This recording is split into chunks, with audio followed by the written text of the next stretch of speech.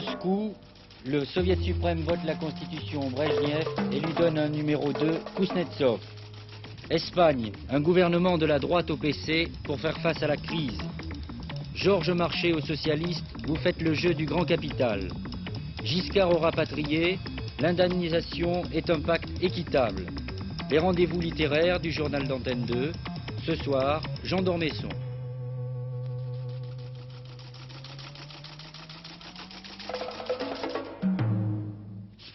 Mesdames, Messieurs, bonsoir. Une nouvelle constitution pour l'Union soviétique, nous vous l'annoncions avant-hier. Mais ce qui était moins attendu, c'est que dans la foulée, le Soviet suprême de l'URSS donnerait au régime un numéro 2. Il s'appelle Vassili Kuznetsov. Jusqu'alors, il était vice-ministre des Affaires étrangères. Depuis ce soir, il est premier vice-président du Présidium. Cela veut dire qu'il devient, derrière Leonid Brejnev, le second personnage de l'État. Peut-on pour autant parler de successeur possible? Un élément de réponse, il a 76 ans. Alors qu'il est à nouveau question de l'état de santé de M. Brejnev, et vous remarquerez que le premier soviétique s'exprime avec une légère difficulté,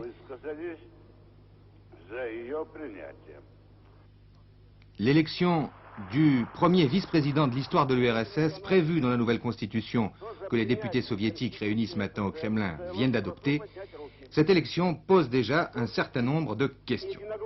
Vassili Kuznetsov, vous allez le voir, il a 76 ans. C'est un ancien négociateur de Khrouchtchev auprès des Américains lors de la crise de Cuba. C'est un diplomate de haut rang, mais aussi un homme âgé, dont le choix coupe l'herbe sous les pieds de ceux qui auraient visé ce poste comme tremplin. En cas de maladie ou de disparition du chef de l'État, c'est lui le numéro 2, et l'on comprend mieux alors le choix de ce diplomate, surnommé l'homme des situations difficiles.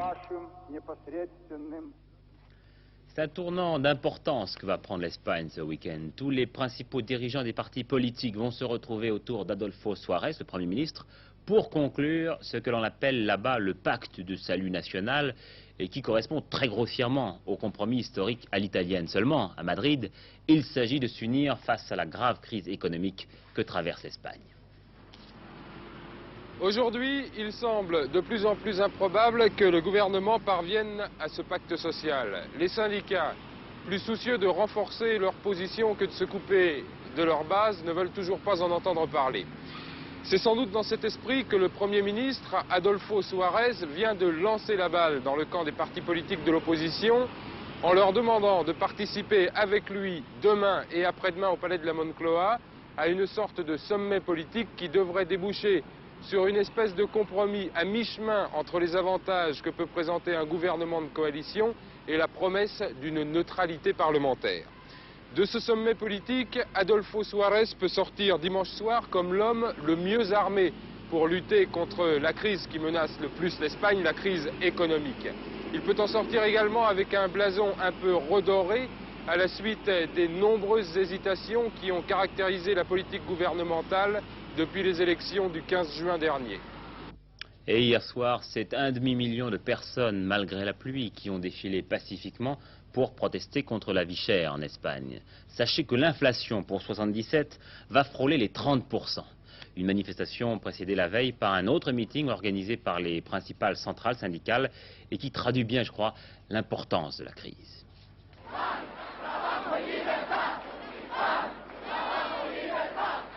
Plus de 250 000 personnes dans les rues de Madrid, scandant des slogans contre la vie chère, c'est l'épreuve majeure à laquelle doit faire face le gouvernement Suárez. Le Premier ministre espagnol a gagné la bataille de la démocratie le 15 juin dernier. Il doit à présent conquérir sa crédibilité sur le terrain économique. L'Espagne paie chaque jour un peu plus cher la facture de la dictature. La hausse des prix prévue pour 1977 est de l'ordre de 30%. Elle frappe de plein fouet les ménages. Elle fait aussi des ravages à la bourse qui bat ses records à la baisse. Jamais depuis plus de 30 ans, les cours n'avaient été aussi bas. Les investisseurs ne savent pas en réalité quelle attitude prendre face à la crise économique et à la crise politique qui s'entremêlent. Il n'y a aucun indice précis pour le monde boursier qui n'est pas habitué à la nouvelle situation dans laquelle se trouve l'Espagne. On parle aussi beaucoup d'un pacte social. Nous sommes actuellement en train d'essayer d'arriver à cet accord. C'est très difficile parce que nous inaugurons la démocratie. Cela dénature un peu le contenu économique des choses. Chacun voit midi à sa porte et il est difficile, dans ces conditions, d'arriver à un accord. Mais je crois que c'est la seule solution.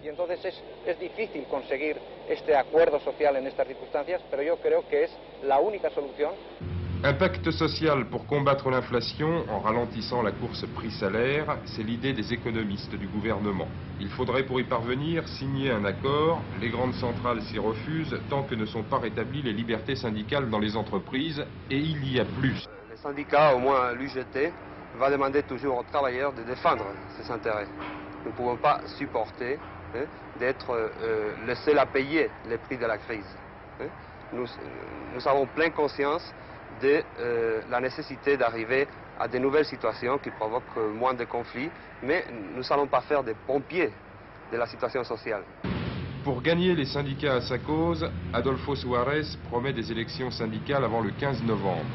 Mais pour que les prochaines élections municipales, qui doivent-elles avoir lieu avant la fin de l'année, ne soient pas un échec, le Premier ministre doit aussi obtenir des résultats rapides et surtout un large soutien à sa politique économique.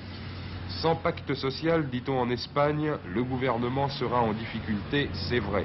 Mais ce pourrait aussi être le cas de la nouvelle démocratie espagnole, dont le Parlement commence tout juste à rédiger la Constitution. Et enfin, il faut savoir qu'une nouvelle amnistie est en vue en Espagne. Elle touchera pratiquement tous les prisonniers politiques, y compris donc les Basques. Affaire Carlos, 2 ans après la fusillade de la rue Toulier à Paris, la Cour de sûreté de l'État se déclare incompétente. Enfin, un entretien ce matin entre le Premier ministre israélien et Jacques Chaban-Delmas, 1h40 entre les deux hommes, à l'hôpital où se repose M. Begin. La politique, c'est maintenant à une double attaque que doit faire face François Mitterrand, revenu du congrès travailliste de Brighton. Attaque de Raymond Barre, qui hier sur TF1 le qualifiait de prince de l'équivoque. Attaque renouvelée aujourd'hui de Georges Marchais, qui estime que le PS prend ses distances avec l'Union de la gauche et qu'il renforce ainsi chez les tenants du pouvoir actuel, je cite, l'espoir de sauvegarder la politique du grand capital. Alors, question des journalistes tout à l'heure, à l'occasion de la conférence de presse, voilà quand même une curieuse convergence d'attaques. Réponse de Georges Marchais. Écoutons-la. Mais je pense, je viens de le dire tout à l'heure, qu'il est bien regrettable que le Parti socialiste, par son comportement, par son tournant à droite, par son refus d'actualiser le programme commun, par l'abandon de dispositions essentielles contenues dans le programme de 1972, est fourni à M. Barre et à la majorité la possibilité d'utiliser une situation dans laquelle le Parti communiste français ne porte aucune responsabilité. Eh bien, devant cette avalanche de critiques, François Mitterrand aura quand même pu enregistrer aujourd'hui le soutien mesuré d'Edmond Baird, qui souhaite néanmoins, au nom de la CFDT, avoir plus de précisions sur les projets économiques et sociaux du leader socialiste. Il s'agit là d'une polémique entre partis et vraiment ce n'est pas le rôle de la CFDT de rentrer dans ce genre de débat partisan. Mais est-ce que la crise actuelle au sein de la gauche vous a rapproché du Parti socialiste ? La crise de la gauche a amené la CFDT à avoir une expression très nette sur la politique de chacun des deux partis. Et ce que nous avons à dire à chacun des deux est de nature différente. Au Parti communiste, nous disons que nous sommes en désaccord total avec sa stratégie, car il situe toutes ses solutions dans un cadre national, alors que la France exporte 40% de sa production. Et du même coup, il fait courir le risque d'un nationalisme économique, d'une fermeture des frontières, ce qui veut dire à terme la baisse du niveau de vie et les tensions internationales. Vous vous sentez donc davantage proche du Parti socialiste actuellement ? Eh bien, l'analyse du Parti socialiste qui situe la crise française dans son contexte international nous semble plus réelle. Mais le problème vis-à-vis du Parti socialiste, c'est qu'il y a un décalage très important entre ses orientations déclarées autogestionnaires et la réalité de ses propositions. Le Parti socialiste met fortement l'accent sur les difficultés à résoudre, l'inflation, les contraintes économiques internationales, mais ses propositions ne nous semblent pas suffisante pour donner confiance dans sa volonté de mettre en cause les mécanismes de la domination capitaliste nationale et internationale. Nous souhaitons donc que le Parti socialiste affirme ses propositions et montre clairement sa volonté de changement. Voilà, nous voilà au terme d'une semaine encore politiquement chargée. Alors je crois qu'il faut s'arrêter un petit peu, essayer de faire le point, Alain Duhamel. D'abord, pourquoi Raymond Barre et apparemment derrière lui toute la majorité giscardienne attaque si vite et si dur François Mitterrand? Pour plusieurs raisons. D'abord pour, je dirais, des raisons tactiques. François Mitterrand est en difficulté puisqu'il est déjà attaqué par son principal partenaire, le PC. Donc Raymond Barre en profite, c'est normal. Ensuite, sans doute pour une raison psychologique, parce que comme vous le savez, les alliés de Raymond Barre, en particulier l'URPR, sont quelquefois un petit peu inquiets des relations entre le Premier ministre, le Président de la République et les socialistes. Alors en les attaquant comme ça, il n'y a pas de problème, on montre bien que de ce côté-là, il n'y a rien à craindre pour eux. Bon, puis il y a une raison de fond, c'est que le Parti socialiste est le principal adversaire pour la majorité. Parce que c'est le Parti socialiste qui a gagné des voix ces dernières années. Ces voix, il les a prises en fait à des gens qui pourraient voter pour la majorité, donc c'est lui qu'il faut attaquer. Bon alors, puisqu'on parle de Raymond Barre, est-ce qu'on peut considérer que politiquement, il est entré en lice? Oui et non. Il est entré en lice dans la mesure où il a attaqué dur, il a montré qu'il savait attaquer dur, principalement François Mitterrand, accessoirement un petit peu par des petits coups de patte discrets d'ailleurs Jacques Chirac. Bon, il a montré qu'il savait faire des bons mots, il a rappelé qu'il ne se trompait pas forcément dans ses analyses politiques. En plus, il déteste qu'on dise que c'est un débutant en politique, comme vous le savez. Donc, de ce point de vue, oui, il a attaqué et oui, donc c'est la politique. En même temps, il faut se méfier dans la mesure où il n'a pas tout dit. Je veux dire, lui aussi a maintenu une certaine stratégie du brouillard s'agissant de ses intentions, et notamment du point de savoir s'il donnerait ou non des investitures pour les prochaines élections. Bon, et puis, comme le Président de la République, il fait aussi délibérément un petit peu une course de lenteur. C'est-à-dire que manifestement, il pense qu'il faudra démarrer tard, en décembre peut-être, voire même en janvier en ce qui le concerne. Bon, parlons maintenant du pilonnage du Parti communiste contre François Mitterrand et contre le Parti socialiste. Ça va durer combien de temps et quelles hypothèses on peut formuler là? Ce qui est sûr, c'est que ça ne va pas s'arrêter rapidement. Je veux dire que à partir du moment où le Parti communiste a décidé par exemple de repousser sa conférence nationale qui devait avoir lieu ce mois-ci et qui probablement n'aura pas lieu avant le début de l'année prochaine, ça signifie que automatiquement le pilonnage continuera jusqu'à ce moment-là. Maintenant, la question qui se pose, c'est de savoir s'il s'arrêtera ou non avant les élections. C'est ça, est-ce qu'il y aura ou non accord électoral, que vont faire les électeurs? Il y a trois hypothèses, en fait, si vous voulez, qui continuent à exister. L'une, c'est qu'il n'y ait pas d'accord du tout. Bon, ça n'est pas l'hypothèse la plus probable, mais on ne peut pas l'exclure, et Georges Marchais ne prend pas d'engagement sur ce point. Bon, la seconde, c'est qu'il y ait un simple accord électoral de désistement, si vous voulez. Et puis la troisième, c'est qu'in extremis, il y ait un accord d'actualisation du programme commun. Si c'est la première solution, le pilonnage continuera jusqu'au bout. Si c'est la deuxième ou la troisième, il s'arrêtera un peu avant. Bon, nous sommes à la veille du comité directeur du Parti socialiste. Ce pilonnage de François Mitterrand, sur François Mitterrand de gauche et de droite, est-ce que c'est si mauvais que ça pour lui? Écoutez, je dirais, sans vouloir être normand, je dirais que le fait qu'il y ait un pilonnage contre lui des deux côtés est mauvais, puisqu'il est naturellement la cible principale. Il a incarné l'unité, etc., donc c'est beaucoup plus difficile. En même temps, je dirais que d'une certaine façon, les deux pilonnages se tirent sur eux-mêmes. Parce que quand Raymond Barre attaque François Mitterrand, du coup, c'est difficile que Georges Marchais soit pris au pied de la lettre quand il dit qu'il prend un tournant. De même, symétriquement, quand Raymond Barre attaque François Mitterrand à cause du programme commun, on se dit oui, mais Georges Marchais l'attaque de son côté. Alors, je dirais que, en fait, pour le Parti socialiste, beaucoup dépendra de sa capacité à maintenir sa propre unité. Et ça, c'est sans doute ce qu'on verra ce week-end. Le reste de la politique en bref, première journée du congrès extraordinaire du CDS à Lyon. Les 1200 délégués ont reçu un petit livre bleu de 250 pages. C'est la plateforme des centristes. André Diligent a demandé l'instauration de la proportionnelle avant les législatives. La loi sur le crédit à la consommation dont nous vous parlions hier a été votée sans grand changement à l'Assemblée. Un petit événement quand même, elle a été votée à l'unanimité, tout groupe politique confondu. Enfin, les rapatriés chez Valéry Giscard d'Estaing à déjeuner cet après-midi. Le président de la République a qualifié l'indemnisation des rapatriés de pacte équitable. Le projet de loi du gouvernement reconnaîtra d'abord le droit des rapatriés à l'indemnisation. Le plafond qui sera choisi permettra de régler plus de 95% des dossiers. Un complément d'indemnisation sera remis en 1978 sous forme de titres ayant une valeur financière et portant un intérêt analogue à celui de la caisse d'épargne. Le remboursement de ces titres se fera à partir de 1979, en commençant par les bénéficiaires les plus âgés. Au total, le projet de loi proposera de multiplier par 3 l'effort financier en faveur des rapatriés. Voilà les orientations définies par le président de la Il est République. resté dans une certaine imprécision que nous comprenons, car il ne veut pas encore divulguer ce qui va être décidé à un prochain conseil. Mais ce qu'il nous a dit, à certains égards, encourageant. Mais je n'oserais pas en dire davantage, parce qu'il n'a pas pu encore nous donner de précision, ni sur le plafonnement, ni sur certaines modalités de ce qui est envisagé. Le projet de loi est prêt, préparé par le gouvernement? Il semble. Et parmi les rapatriés, le président des rapatriés de confession islamique. Le chef de l'État sera dimanche à Lyon pour une journée des personnes âgées, à l'occasion de laquelle il réunira près de 5000 de ceux que l'on appelle le troisième âge. Nous avons préféré en Antenne 2 le qualificatif de nouvelle vague. Ce sera le titre de Samedi et demi, l'émission de Jean-Pierre Elkabbach. Demain, avec de nombreux témoignages et invités. Demain donc, à midi et demi, une émission sur les problèmes des personnes âgées. Une catastrophe évitée par miracle à Mont-de-Marsan, un Mirage 4 s'est écrasé sur une caserne de gendarmes mobiles. Personne n'était dans les appartements lorsque l'accident s'est produit un peu avant midi. Malheureusement, le pilote et le navigateur n'ont pu faire fonctionner leur siège éjectable.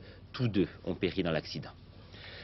Flottera pas, c'est la question que l'on se posait ces derniers jours à propos de ces fameux icebergs dans l'Antarctique, que certains avaient projeté de remorquer jusqu'en Arabie Saoudite. Et bien finalement, le projet n'a pas fondu comme neige au soleil, il ne sera simplement plus français. Cela fait 10 ans que cet iceberg, repéré par les photos des satellites américains, tourne grâce au courant autour de l'Antarctique. Cet énorme iceberg d'eau douce fait 74 km de long et 41 km de large. Le type même de ce qu'une équipe française souhaitait remorquer jusqu'en Arabie Saoudite pour y amener de l'eau douce. Ne l'oublions pas, 97% de l'eau douce se trouve au pôle sud sous forme de glace. Alors, pourquoi ne pas essayer de l'utiliser pour les régions arides ou désertiques? Malheureusement, la société française Cicero, promotrice de l'idée, a fait faillite. Le projet n'est pourtant pas abandonné et ce sera sûrement les Américains qui le réaliseront avec l'Arabie Saoudite. Et cette eau-là coûtera 2 fois moins cher que celle produite par une usine de dessalement. Certains écologistes sont inquiets des répercussions possibles d'une telle opération. Mais, à l'échelle d'un océan, un iceberg, ce n'est même pas un glaçon. Et ce n'est pas demain que la masse polaire diminuera. Les réserves sont énormes et de toute façon, le premier essai n'a pas encore commencé. Le sport maintenant, avec d'abord un coup de chapeau pour les judokas français qui ont surclassé les Japonais au stade Pierre de Coubertin à Paris. Un exemple, Jean-Luc Rouget a mis 14 secondes pour envoyer son adversaire de 110 kg à terre. Football, on connaît maintenant la composition de l'équipe de France qui doit affronter l'URSS demain soir au Parc des Princes. À noter l'arrivée du monégasque Petit. Et puis une petite polémique entre le patron de l'équipe de France qui s'entraîne ici au Touquet, Michel Hidalgo, et Roger Rocher, le président des Verts, qui trouve que l'on fait un petit peu trop appel à ces joueurs. On les épuise. Réponse de Michel Hidalgo dans François: si on ne veut plus de l'équipe de France de football, qu'on le dise. Le tennis, ce sont toujours les anciens qui tiennent le haut du pavé dans le national à Strasbourg, qualifiés pour les demi-finales, Geoffrey Proisy Dominguez, et puis un jeune espoir quand même, l'Alsacien Freis. Enfin, la voile, car je trouve que nous avons été trop discrets, faute d'image bien sûr, sur ce magnifique tour du monde à la voile. Cette voile rouge et verte que vous voyez apparaître derrière moi, c'est celle du Hollandais Flyer, vainqueur de la première manche au Cap, devant l'anglais King's Legend, de 2 petites heures seulement. Pendant de longs jours, les 2 bateaux étaient bord à bord. Great Britain 2, le plus grand bateau, termine 3e.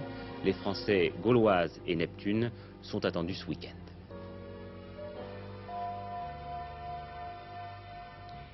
Et puis, comme chaque vendredi, avant apostrophe, à 21h50, une couleur, disons, plus littéraire dans le journal, avec les choix d'un grand écrivain. Aujourd'hui, Jean d'Ormesson, qui nous parle d'un des ouvrages les plus importants de la rentrée, le dernier livre de Marguerite Yourcenar. Marguerite Yourcenar nous donne le 2e tome de son autobiographie.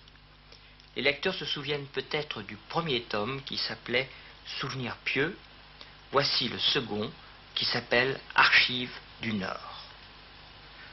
Le propre de cette autobiographie, c'est que l'auteur y parle très peu de soi-même.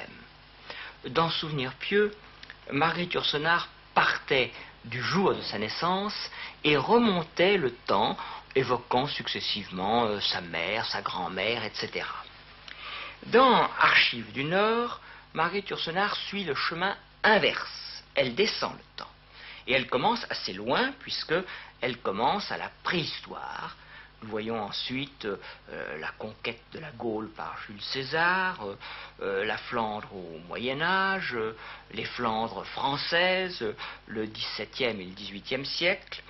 Et puis, comme à la télévision, la caméra serre de plus en plus les personnages, et nous voyons en gros plan le grand-père et le père de Marguerite Yourcenar, personnage admirable qui se situe à mi-chemin des souvenirs, de l'histoire et du roman. C'est un grand livre, Jean d'Ormesson. Est-ce que vous ne pensez pas que ce livre-là, et puis tous les autres de Marguerite Yourcenar, lui permettraient d'être la première femme académicienne? Je vais répondre à titre strictement personnel. Je souhaite très vivement que Marguerite Yourcenar entre à l'Académie française. Je crois que Marguerite Yourcenar est un des plus grands écrivains français vivants. Naturellement, il y a des obstacles. Marguerite Yourcenar n'habite pas la France, elle habite les États-Unis, et puis c'est une femme, et jusqu'à présent, l'Académie française n'a pas accueilli de femmes. Mais justement, il me semble que le moment est venu d'accueillir une femme, et je crois que personne n'est plus digne d'entrer à l'Académie que Marguerite Yourcenar, et je crois que l'Académie française s'honorerait en accueillant l'auteur des Mémoires d'Adrien, de l'Œuvre au noir et des Nouvelles orientales. En tout cas, je pense que l'affaire ne dépend que de Marguerite Yourcenar elle-même. Alors on verra. J'ai le temps, avant de vous dire au revoir, de vous raconter cette belle histoire qui nous vient d'Indonésie. C'est l'histoire d'un monsieur qui n'est plus tout jeune, il a 117 ans. Comme il n'avait toujours pas obtenu d'enfant d'aucune de ses 17 précédentes femmes, Monsieur Omar, c'est son nom, s'est choisi une quadragénaire, mais manque de chance, elle était divorcée. Le couple a donc vécu dans le concubinage, ce qui n'est pas permis là-bas, et les autorités ont envoyé la dame en prison. Alors, l'alerte vieillard a tout vendu ce qu'il avait pour sortir de prison l'élu de son cœur, avec l'espoir, sa virilité aidant, d'avoir enfin, à 117 ans, un premier rejeton. C'est tout à fait vrai, cette histoire. Le temps, pour terminer, il sera très nuageux demain, des Vosges à la Corse, donc sur l'extrême est, sur toutes les autres régions, alternance de nuages et d'éclaircies locales. Les températures baisseront un peu dans l'est, et pour dimanche, eh bien, même type de temps, avec en plus des pluies dans le sud-ouest. Voilà, c'était l'actualité du vendredi 7 octobre. Dernier rendez-vous avec le journal vers 22h45 avec Gérard Holtz. Bonsoir à tous, à lundi.